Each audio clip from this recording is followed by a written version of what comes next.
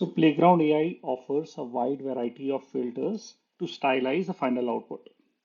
The Playground AI filters are nothing but sort of a prompt templates. It prepends and appends to whatever our input prompt is. Uh, but they are very effective in stylizing the output.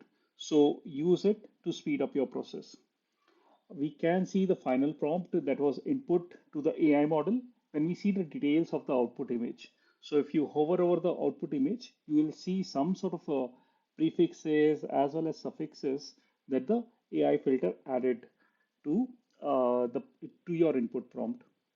So get familiar with these filters and use them when needed. It definitely helps us to speed up our processes. We will use filters as part of the style fusion exercise in image to image section of the course.